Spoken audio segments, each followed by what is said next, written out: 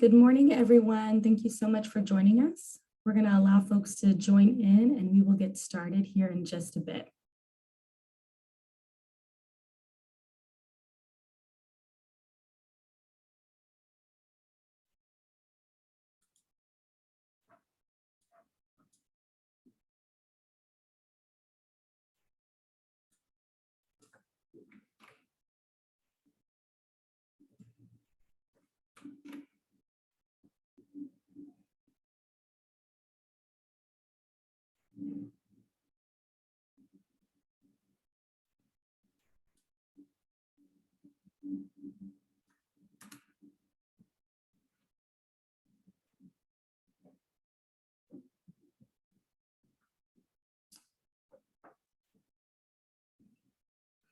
All right. Good morning, everyone. Thank you so much for joining us today for our webinar on our asynchronous instructional plan and attendance tracking. I'll start by going over our agenda and then we will jump into some introductions. For today, our plan is to frame around the purpose of today's webinar. Then we will discuss our asynchronous instructional plan and attendance requirements. We then will have a district spotlight to showcase some work that was done around asynchronous planning. We will then give you guys an opportunity to ask some questions and provide you some answers. And then we will share some next steps and some upcoming webinar. In the chat, I have dropped a message that has two links. One link that I want to reference is our remote learning webpage. On that webpage,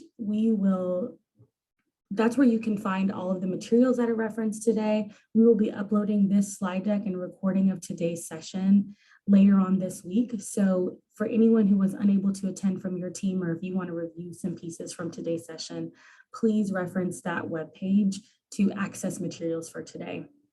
Also, we will be answering questions that are asked through today's session. If we don't have an opportunity to answer your questions, we ask that you please use the second link that was added. It will take you to a Smartsheet Forum. And in that forum, you can ask any questions related to remote learning or SB 15 or anything that you see presented today. We'll take some time to answer all of those questions and we will provide responses to you or through our SB 15 FAQ that we will continuously update. Again, all of the resources referenced today or that FAQ can be found on our remote learning webpage. My name is Nicole Aguirre. I am the Director of Virtual Education and Innovation here at the Texas Education Agency, and myself and Joe will be your host for today.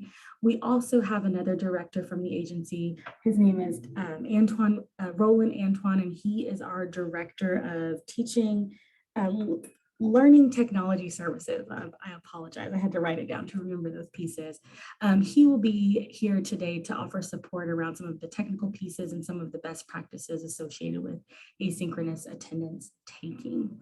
Joe, do you want to take a minute to introduce yourself? Sure. Good morning, everybody. My name is Joe Herrera, and I am the manager for the Student Attendance Accounting Handbook and SHARS in the Division of Financial Compliance. Welcome back for those of you who are returning from our first webinar. We're happy to be here today and give you some information to talk with you about asynchronous attendance, and then have some really good guests who are going to talk to you about some of their experiences from last year. So looking forward to that. Thank you, Nicole. Awesome.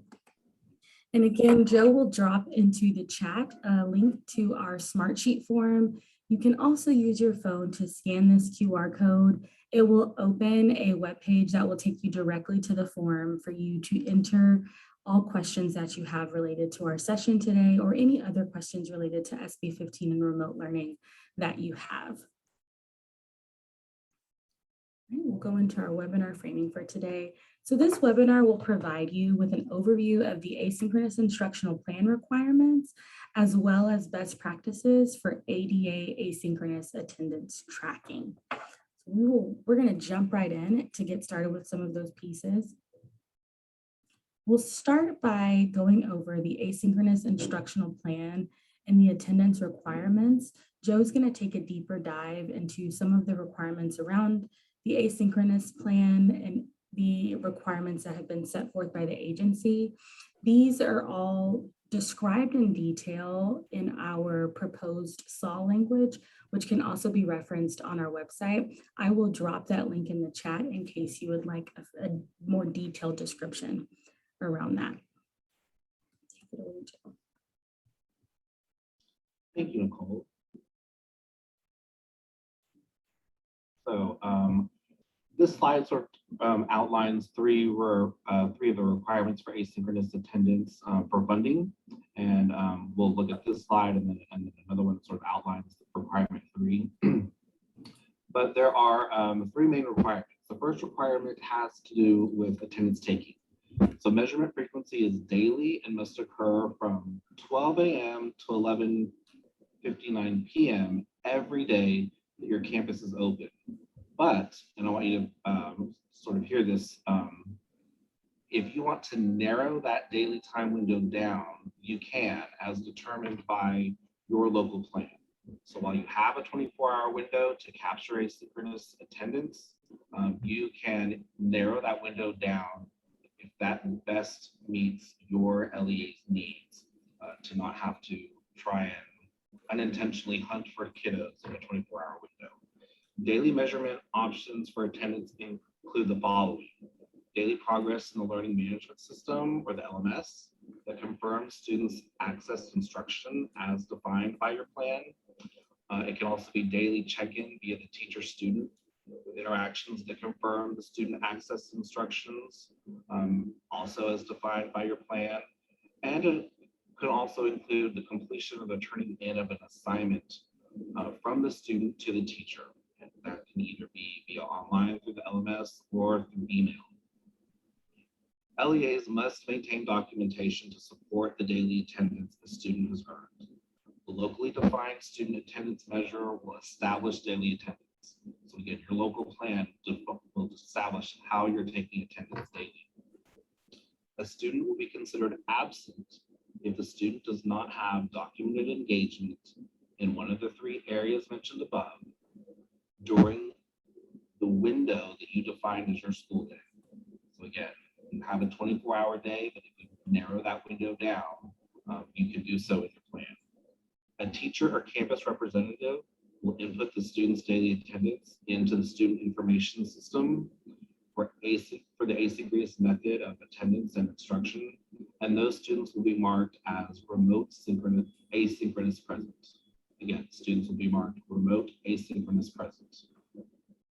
There's not a requirement that remote asynchronous attendance be posted into the student information system on the same day.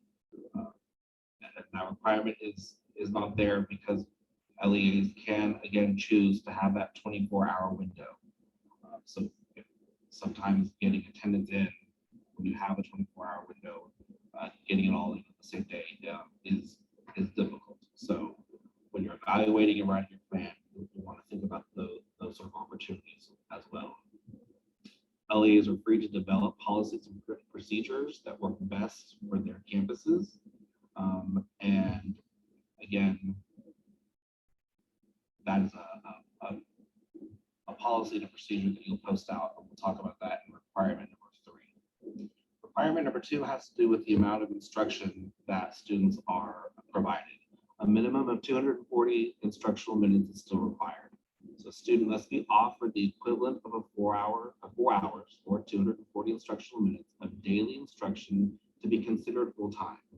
The instructional time must provide students access to the equivalent of instructional minutes that a student would engage in a normal school year, as documented by your local asynchronous plan. The number of instructional minutes students have access to must match or exceed 240 instructional minutes to be considered full-time for subjects in kindergarten through 12th grade. LEAs must maintain documentation of the plan for asynchronous instruction, which documents students have access to the minimum required number of daily minutes. There's a third requirement. It has to do with the posting of your public plan. So Nicole, if you go to the next slide, please. LEAs must develop an asynchronous instructional plan as that documents how students will meet attendance requirements and how instructional minutes will be outlined.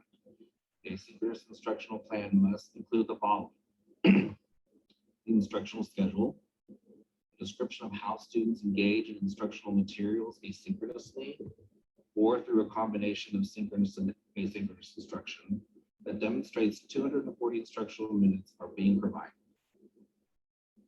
Expectations for progress monitoring. The plan must also include expectations for support students will receive from the teacher. And then, because subjects and grade levels differ, this plan will probably differ depending on grade level and subject, and that will need to be outlined in your plan as well. So that's the basic information around what the asynchronous requirements are for attendance and what the requirements are for a plan that needs to be posted out on your website for your community. So a lot of questions we get now around the plan are about whether or not that plan needs to come to TEA.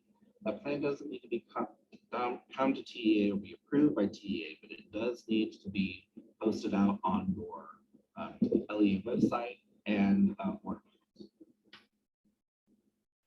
From there, we'll get back to Nicole to follow the agenda. Thank you so much, Joe. Now we will jump into some asynchronous attendance taking best practices.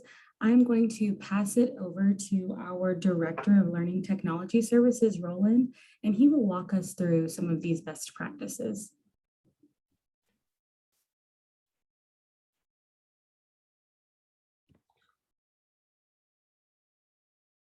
Okay, so when excuse me, when talking about asynchronous attendance taking best practices, I know a lot of people went to great lengths to try to have this work based with the technology, but there's some things that probably should just be, basic things that should be remembered with respect to that in the current environment. The first thing is make sure attendance is validated by the teacher of the class, right? At some point, regardless of what your plan says, that teacher needs to be able to speak to, okay, well, the assignment was turned in, or they were on the Zoom call, or whatever method you're using as the measure of a student attending.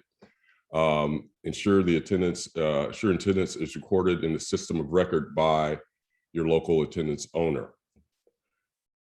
The learning management system is not a system of record. Your SSO portal is not a system of record. Generally, this is a student information system. And so wherever the attendance may or the engagement information may be, that needs to be recorded as attendance in the student information system. I know that sounds obvious, but I remember getting questions about that last year. As early as possible, establish clear expectations for how attendance will be calculated for ADA and local credit, and communicate any differences to stakeholders.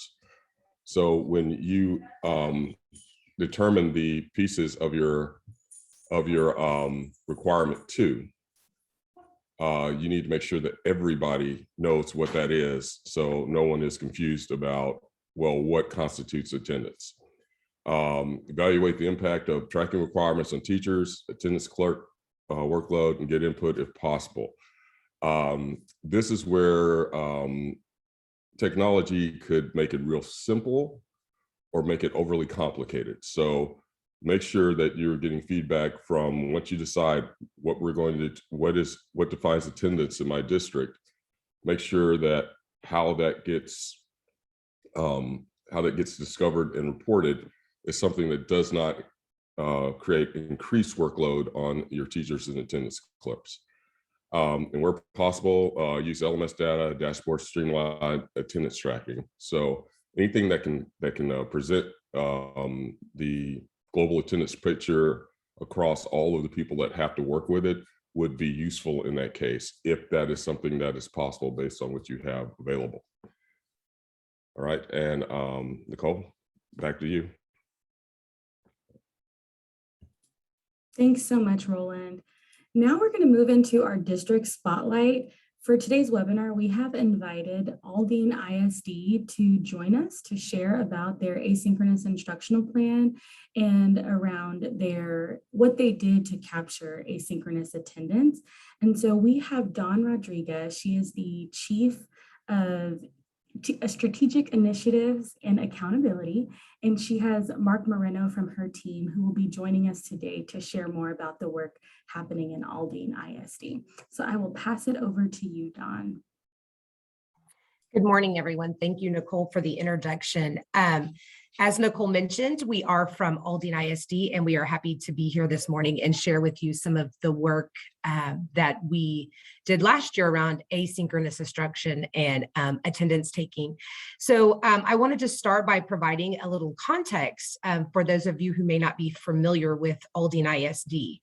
Prior to the pandemic, Aldine ISD served approximately 67,000 students. We are located in Houston. We are 111 square miles, and we like to tell people if you fly into Bush Intercontinental Airport, you are right in the middle of Aldine. So as I mentioned, prior to the pandemic, we served 67,000 students, which made us the 9th largest district in the state of Texas. Post-pandemic, we are serving approximately 62,000, projected to have just over 63,000. Our demographics, our district is 74% Hispanic, 22% African-American. We are 92% economically disadvantaged, and we have approximately 39% of our population is limited English proficient. And I thought it was important that I share those kind of PEAM snapshot data with you because that was part of the process that we utilized in determining what our asynchronous plan would look like. So I'm going to share that with you first, and then I will turn it over to our senior programmer analyst, Mark Moreno, who is going to share with you how we captured the asynchronous attendance. So for our plan, we thought about a lot of things. I will tell you, this year we determined that it was best for our students to be in-person learning. So we are not offering a remote option. At this time, we are not planning to build out a remote option moving forward, but that is as of right now. But we do want to share with you some of the things that we thought about last year during the pandemic, because I will tell you that a majority of our students started the year remotely. And even at the end of the year, approximately 60% of our students were in person, but we still had 40% of our students who were at home learning remotely.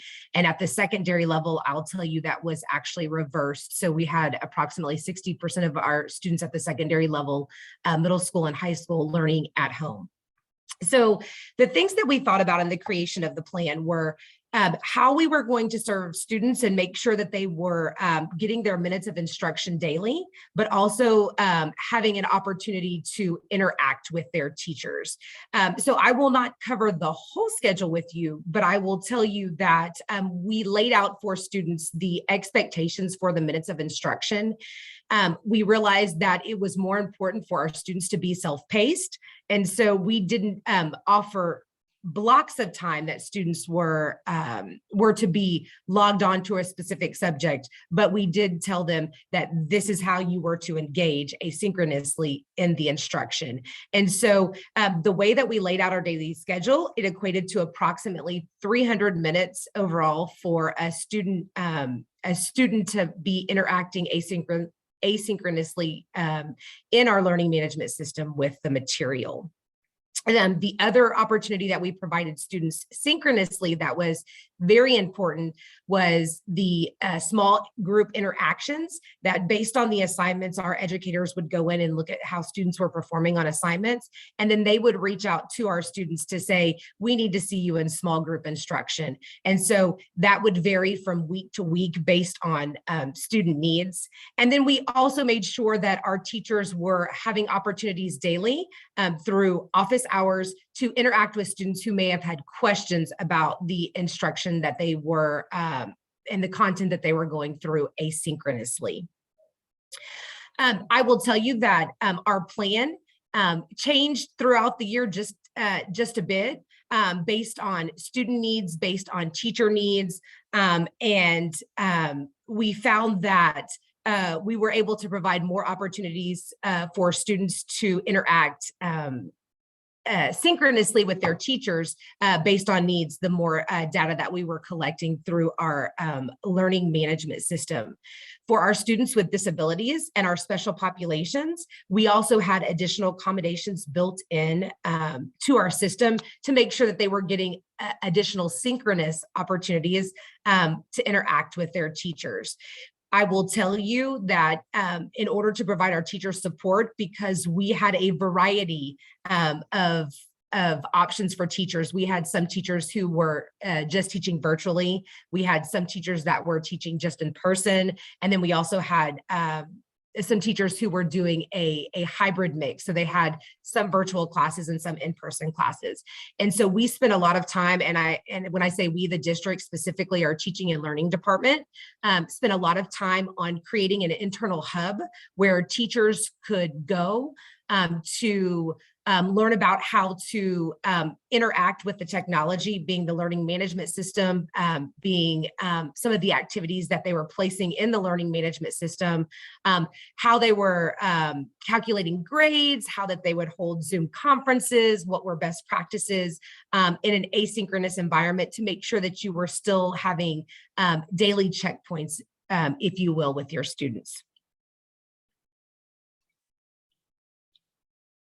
And so at this point, I am going to turn it over to Mark Moreno, who is our senior programmer and analyst, because once we rolled out asynchronous instruction, we realized that we had to figure out a way with our teachers working not only with our students academically, but making sure to handle their social and emotional needs as well, that we also didn't want to burden them with figuring out how to figure out who was in person, who was at home, who was engaging. We wanted to take every opportunity to unburden our teachers so that they could have that time to provide our students with the instruction that they needed in order to close some of those learning gaps that the pandemic had created. And so Mark Moreno, along with our Student Services Department under the direction of Dr. Sarah Jones, who is our Director of Research and Evaluation, really put their heads together and came up with a plan that worked really well in taking that burden off the teachers. So at this time, I'm going to turn it over to Mark Moreno, who will share more with you about how exactly we captured asynchronous attendance. Hi, good morning. Thank you, Dawn. Yes, so one of the goals that we had in mind was that we did want students to know, we did want to know how students were logging in and utilizing the learning management system, and we were using Schoology as a means of tracking asynchronous attendance. But as Dawn shared, we did have some considerations in mind, is that we did, one of our goals is that we did not want to overload teachers with extra work. We didn't want to have them go in and manually verify and take attendance of students that were logged into the system before or after they may have been. And we also didn't want to help eliminate some of that human error when it comes to doing things like that. And we also wanted to make the attendance process as efficient as possible. With something like that, when you have someone having to manually check all those things, I know it could take quite a bit of time. And so we had all these goals in mind. And the reason for that was because we did want to send out these notifications to parents. But we know from previous experiences that sending out reminders were going to have a drastic effect when it came to getting those students onto the platform and interacting with the activities and assignments. But we didn't want to send out just constant blanketed reminders as that method would have become less and less effective as time went on. Instead, we wanted to target those reminders and those notifications to only those students that were flagged as not having interacted with the teacher or the platform that day.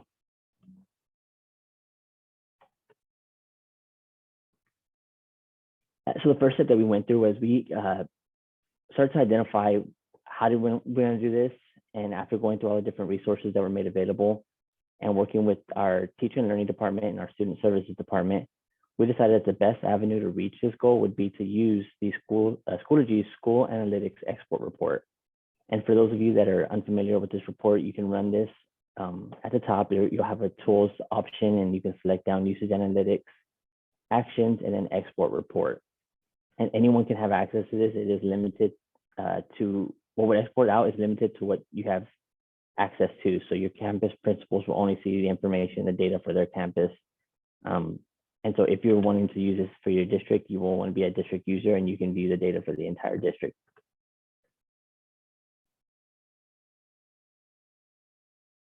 So now that we had identified our data source, we were faced with some additional challenges, and those including that at the time that we were working through all of these, there was no auto export feature available in Schoology. It was still in the beta testing phase. And so once you did get the report though, you would have a lot of data. And if you look here off to the right, you can see that this is just an example of some of it. It would have hundreds of thousands of data entries that would include all data for everyone and everything that was done inside the platform. Another challenge that we faced was that once the auto export feature was released out to the public, we did find some limitations as the report was only allowed to run at midnight. And that was going to be after the close of the school day. And so this wasn't going to help us because we would then have this same issue where we would want to effectively intervene with those students that hadn't logged into the platform in the middle of the day so that we can send out those notifications to parents and guardians.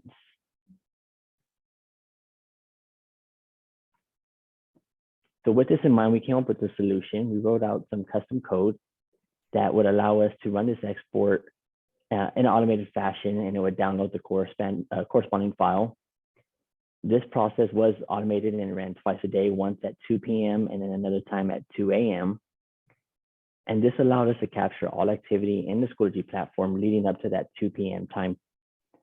This, in conjunction with some of the teacher attendance that was taken, would allow us to filter out students that had not, to that point in the day, logged into the system. And then we had other automated systems in place that were set up so that it would combine this data set and only send out notifications to students that had shown known activity for the day. This was effective in that it allowed our teachers a lot more time when it came to planning, because they were not having to go through the process themselves and making contact with these parents. And it also was very effective when it came to getting our students logged into the platforms and the systems with those reminders. And we would see a drastic spike fairly soon after our phone call would go out in activity. And then thanks to our teaching and learning department, teachers were trained on creating these unique check-in assignments that we could use as ways to check if, that the students were completing assignments inside the platform and logging in and interacting with the different activities that they were being assigned. Some of the lessons learned while working through all of this was that Schoology has a lot of different measures when you're looking at that file. And so one of those is being time spent. And time spent outlines how the amount of time that the student spent completing an activity or assignment. For the school districts wanting to use that field, you will have to be mindful that, of course, assignment structure plays a role in the accuracy of the data in this column. And what I mean by that is, in this example here, is for instance, let's say a student is completing an assignment and it includes having to read a passage. If the student were to spend 10 minutes reading the passage and 40 minutes answering the question, the student could receive 15 minutes of time spent or 50 minutes of time spent, depending on the structure of the assignment. This is because after talking with some of their software engineers at Schoology, they explained how they're able to track time as well as some of those limitations to prevent a student from just leaving the browser window open and collecting hours upon hours of time spent. It instead caps that time to 15 minutes. And this cap is reset anytime that student navigates to a new page. If a teacher structures the assignment as a single page with the passage and questions all on one page, then the student will receive only those 15 minutes because they would have not navigated a way to reset that cap. And so you're going to want to have your teachers trained in creating these structures of these assignments so that as they're working through them, they can navigate and you can correctly and accurately calculate that time spent. Another lesson that we learned while working with this exported file was that all timestamps that are inside this file are in universal time coordinated time zone, which for now currently for us is 5 hours ahead. But you also have to be mindful that with daylight savings, that changes. And this will play a role depending on how you're using the Schoology files if you're using the auto export feature or not. One benefit with using the Schoology's auto export feature is that it will only contain the previous day's worth of data. So you only have that 24-hour span. And so you know that any data that's within that file is from the previous calendar day. But if you're running this report manually, as I showed you in the first screen, then you're going to run into the issue that when it asks you to select a start and end time, what it's going to do is the system's going to go back to their database and pull any date that has that time, that start date and end date. And you have to remember that these are all coded in that UTC time zone. And so you will have to make those adjustments to Central's time in order to accurately account for those students.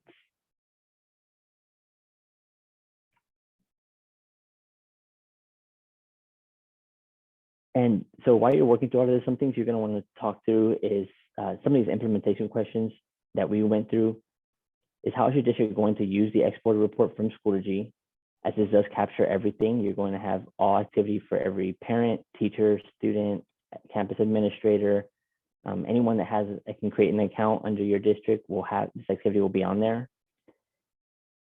You also want to talk and work with your teaching and learning departments to see how is the district going to define engagement, because there's different ways that you can use the data inside the Schoology export file. You're going to want to talk and see, it's going to vary on how you're going to use that.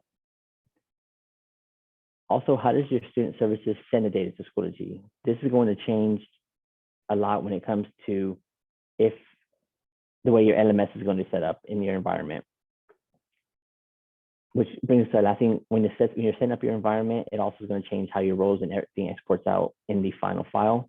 In our case, for our environment, we use the following columns.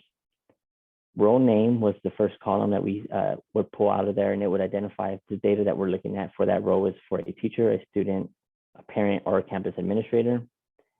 We would also then look at the username role, but again, depending on how your LMS environment's been set up, this could also be the unique user ID, and this was the identifier that we would use to tie it back to our local student IDs. The action type might be something that you're going to be interested in looking at also. It's going to show the action that was performed by the student for each of those different rows. And so you're going to have those that say, well, create, update, submit, and read. The section school code, we wanted to look at the activity per section. And so depending on your environment, again, it could, you'll find it either in this section or it'll be under the section ID or section code. And then the last thing, if you're running this, you want to take into account is the last event timestamp. And that's going to be important because like we talked about in the previous slide, all the timestamps are going to be coded in that UTC time zone. And so you're going to make those adjustments before you can use this data to accurately measure student engagement and time spent in all of those for the correct calendar day. And then some final thoughts. Due to the many different ways in which attendance can be taken, it is important that you are working with your SIS programmers because they're going to look at how you're going to be importing the data and what they're going to be needing, and how it's going to look at when you're using an exported file to overwrite what they remote asynchronous present code. And then also you're going to want to create at any point some opportunities to include district and campus leaderships in the process. And this can be in many different ways. Off to the right, you can see an example of one that we created for our district leaders and campus administrators. And this was a dashboard that they can log into and they can filter down by the week, by the building, the student demographics, and at a glance, just immediately be able to see graphically how the students are performing as far as attendance is concerned. And so for instance, if I were to open the dashboard and see this, I'm on page, I would immediately be able to tell that I need to make contact with that student up at the top because I'm seeing absence for Monday, Tuesday, and Thursday, Friday. And so I would know I can make contact and intervene before if there was any issues, if the student needs any accommodations to be made. And all of that was made available to the principals, as well as any reports that were already inside the student information system. Those were all also because we were working with our programmers.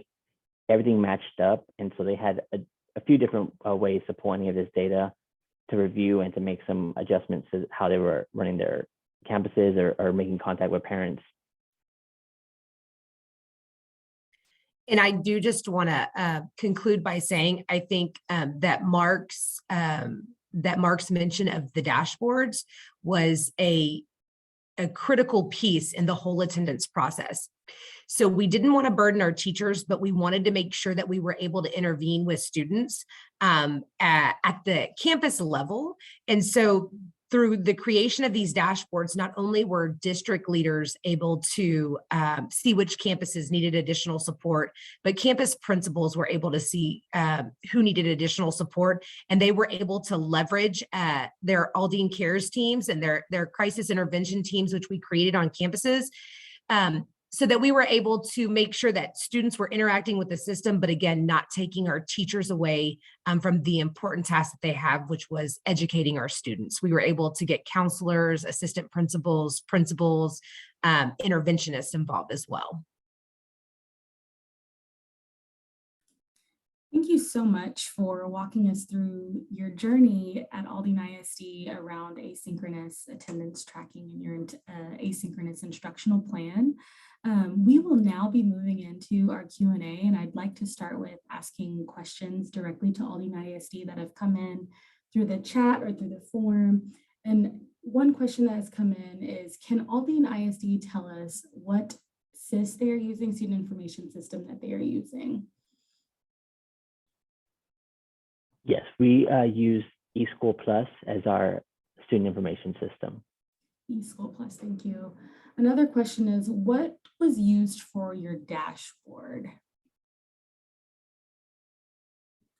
We utilize Tableau.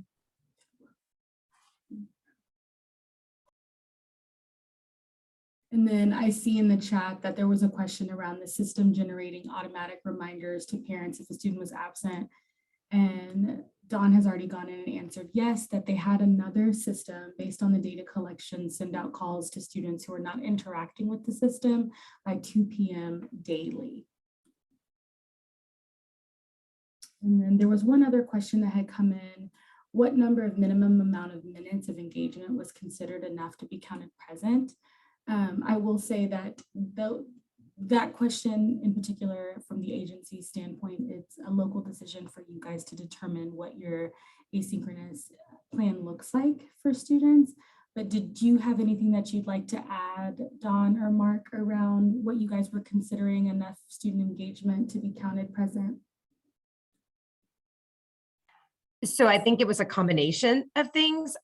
As Mark mentioned earlier in the presentation, there was a specific assignment created that would capture the student's login for attendance taking, but then the dashboard, when teachers would see, or actually assistant principals, campus admin would see that a student was present or not present, that was a reflection of some of the engagement in the Schoology platform along with grades. So it was a combination of things. But as far as the system generating itself, there were unique assignments created where a student would log in and complete that assignment. And that was for we need to capture from Schoology that you've actually interacted with the system. But then there were other pieces behind the scenes where we're looking at your grades, we're looking at engagement on assignments. You're coming to those synchronous small group intervention times with your teacher, or you're coming to office hours. And those things also played a part in if we needed to go back in and audit attendance for a student, because there were times where students would email us and they would have concern with, hey, I can't log on by this time, but I'm going to get on at this time. And, here are my assignments via email. And so they may not have necessarily been interacting with the system, but they were engaged. And so we had to take those opportunities, which if you saw on the dashboard, I don't know if the screenshot that Mark gave you, we color coded things. So yellow, you were present, red, you were here, green was an override. So you were overridden, like that teal color, you were overridden because you may not have had, your internet may have been unstable, but you were able to get the assignments and you were able to either email your teacher or email a campus administrator. And we had quote unquote proof that you were engaged for the day in your assignments. And so at the district level, we were able to capture those codes as well, because we wanted to make sure if students were engaged, we didn't want to penalize them for unstable internet, if you will. Right, thank you. Those look like a majority of the questions around, oh, one more question came in. What would you change if you were to run a remote learning asynchronous program this time around? Anything you would do differently?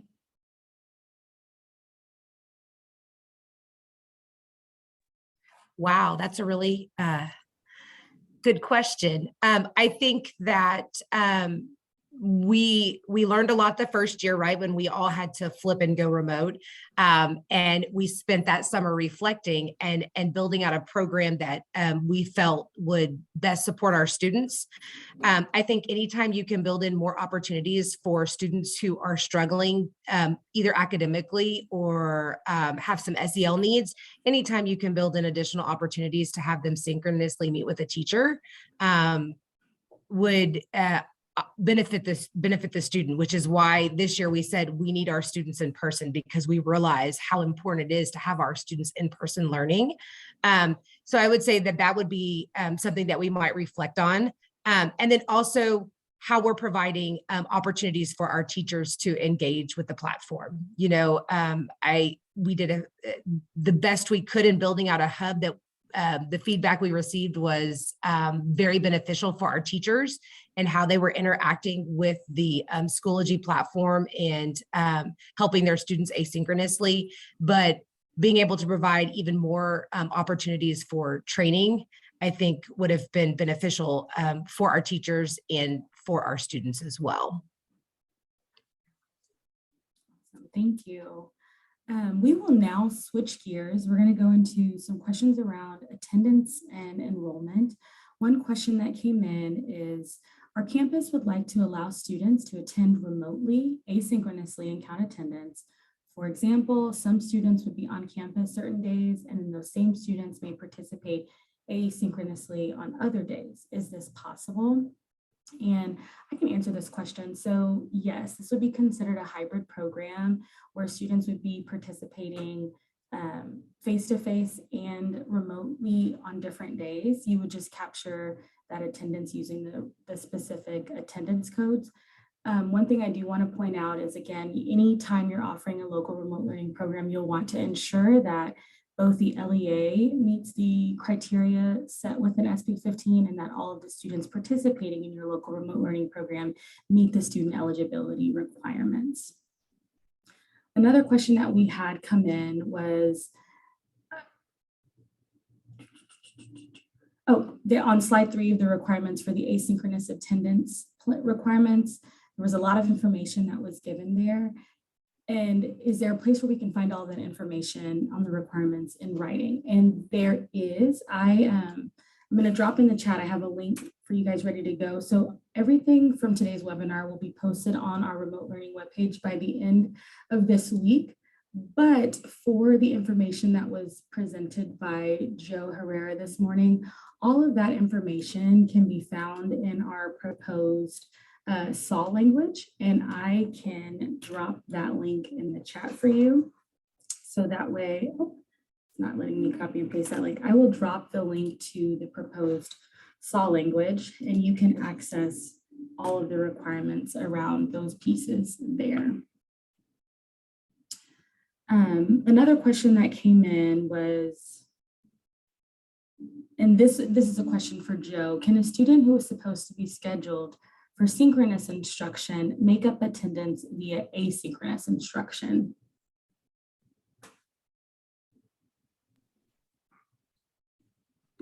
Yeah, good question. So you have to, if you're offering just a synchronous plan, then you have to take attendance and synchronously. So a kiddo not at the official attendance taking time during synchronous instruction is considered absent. If your plan allows for hybrid instruction, then your plan needs to outline how you're taking attendance for kiddos who may not be in attendance during the synchronous time. So that needs to be outlined in your plan. But if you're just offering asynchronous, of course, your plan needs to outline what your measures are for your window. But if you're doing a hybrid piece, then your plan needs to discuss how to outline how you're taking attendance in that sort of situation. Thanks, Joe. Another question that I think complements that one is, if we have a hybrid plan that includes asynchronous and synchronous instruction, do we have to have our asynchronous plan posted?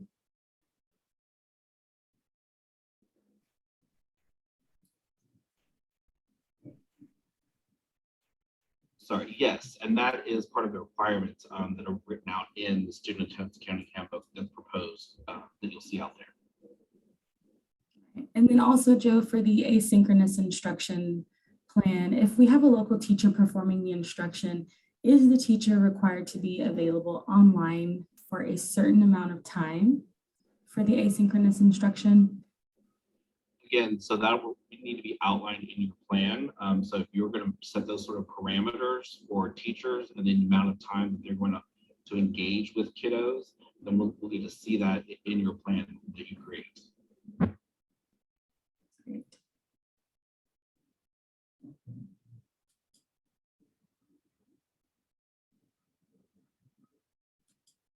Okay, so there are a couple questions that we have here that we will take back to our teams internally and work out answers and make sure that they are addressed in the SB 15 FAQ, which is also linked to the remote learning webpage. And so we will take some time to get some more answers to some questions that were presented here.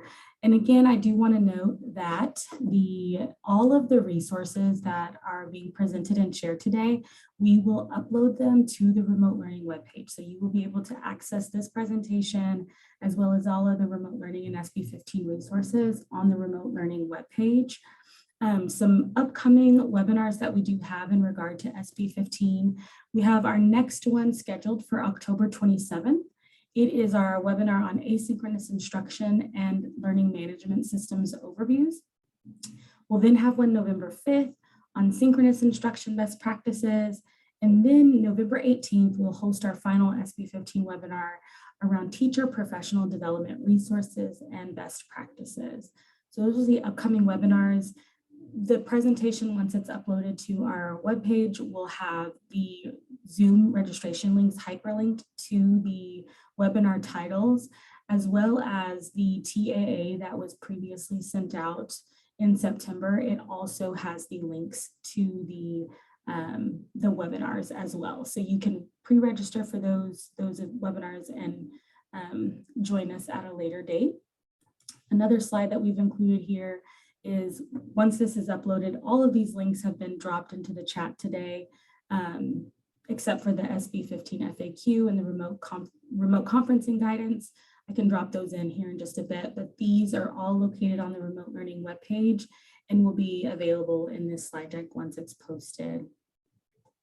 Again, I want to thank Aldine ISD for joining us today and presenting alongside us and sharing the work that they're doing there. We really appreciate you taking the time to share out today. And thank you all for taking the time to join our webinar to discuss asynchronous instructional plans and attendance tracking here today. So thank you all, and we hope that you have a wonderful day. Please be on the lookout for our updated FAQ with additional questions. Thank you again, and have a wonderful day.